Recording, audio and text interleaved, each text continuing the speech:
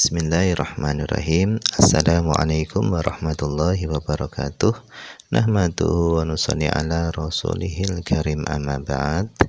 Insyaallah pada pertemuan ini kita akan melanjutkan kitab Fathul Qorib, yang mana kitab Fathul Qorib ini syarah daripada kitab Takrib.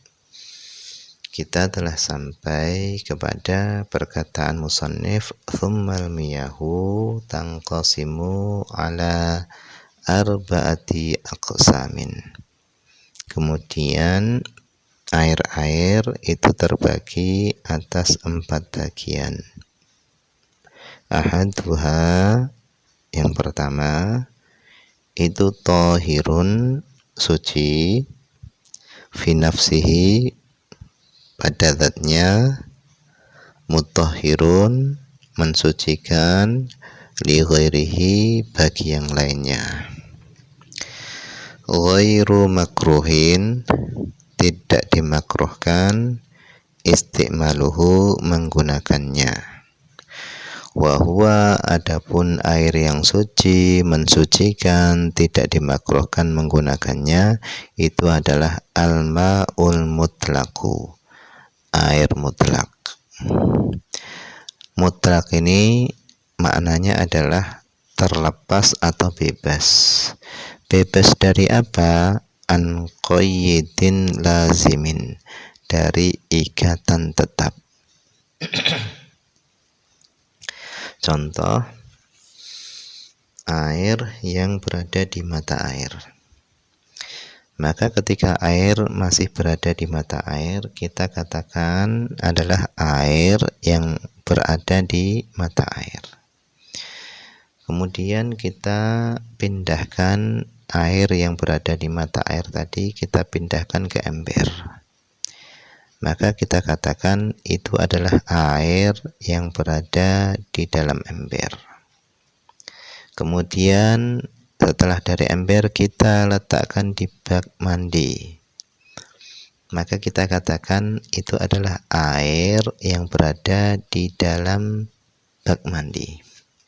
Kemudian setelah dari bak mandi kita ambil air tadi, dipindahkan ke gelas, maka kita katakan itu adalah air yang berada di dalam gelas. Maka itulah air yang bebas dari ikatan tetap, itulah yang disebut dengan air mutlak. Berbeda dengan air yang ikatannya itu tetap, yaitu misalnya air kopi. Air kopi di dalam gelas, kita katakan itu adalah air kopi. Kemudian kita letakkan di ember, kita tetap mengatakan itu adalah air kopi.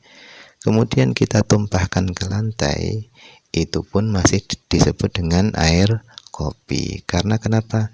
Ikatannya itu tetap. Nah, kalau ikatannya tetap, ini tidak boleh digunakan untuk bersuci. Yang boleh digunakan untuk bersuci adalah al-ma'ul mutlaqu, air yang mutlak, air yang bebas, an qayyidin lazimin, dari ikatan tetap. Kemudian fala yadurru, maka tidak mempengaruhi status kemutlakan air apa al-qayyidul munfaku, yaitu ikatan yang terlepas. Contohnya apa? Kama ilbi'ri, seperti air sumur. Air sumur ini ikatannya ini terlepas, karena ketika air tadi masih berada di dalam sumur, kita katakan air yang ada di dalam sumur. Ketika kita keluarkan air yang ada di dalam sumur, kita letakkan di ember, maka kita katakan air itu adalah air yang ada di dalam ember, dan seterusnya.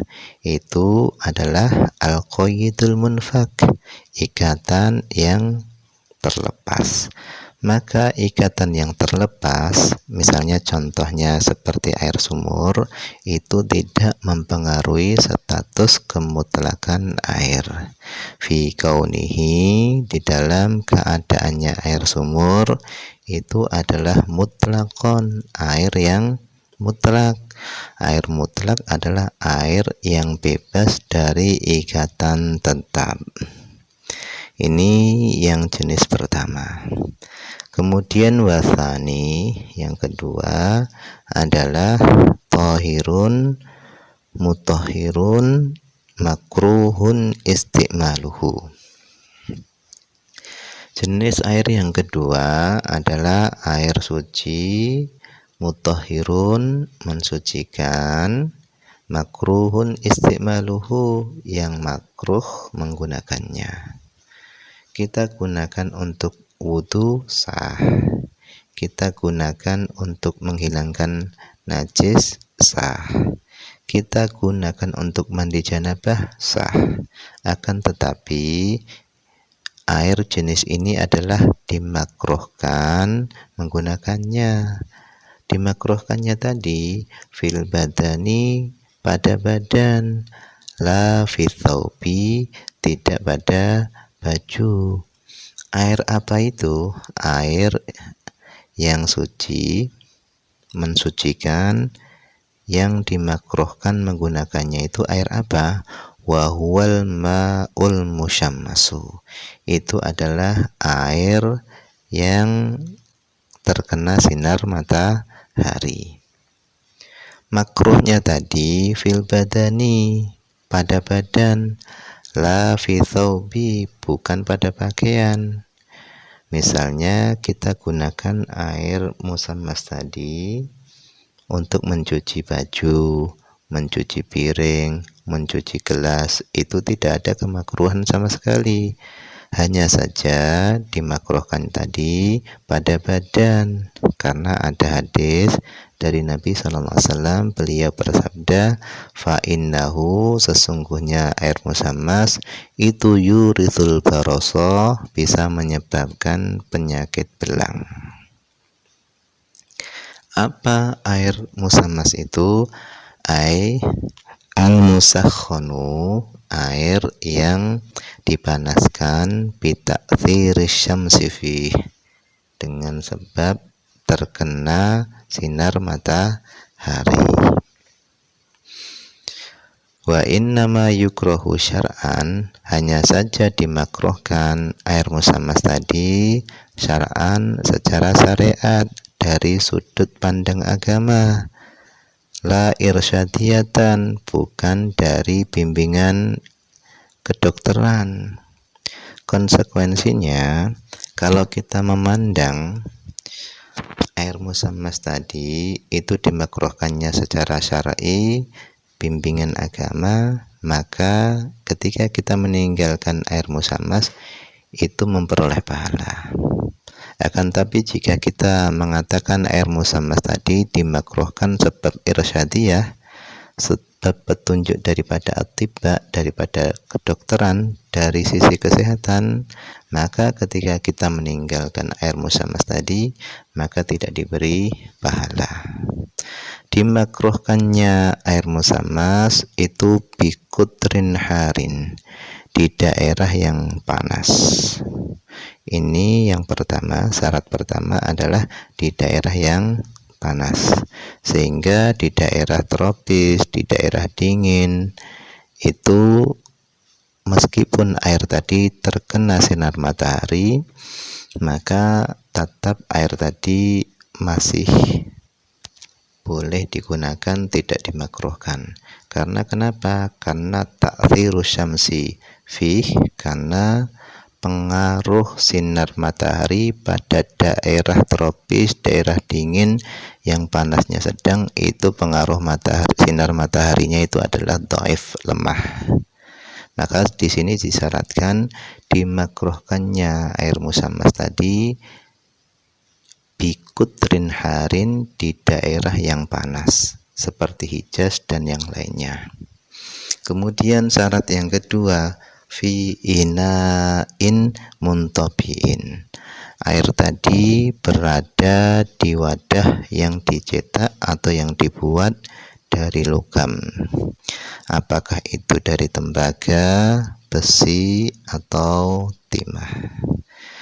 Alasannya, ketika air tadi berada di wadah yang terbuat dari logam, dari besi, tembaga, atau timah, ketika sinar matahari masuk kepada wadah itu, kemudian mengenai air tadi, maka akan muncul daripada logam tersebut naik ke permukaan air itu karat-karat.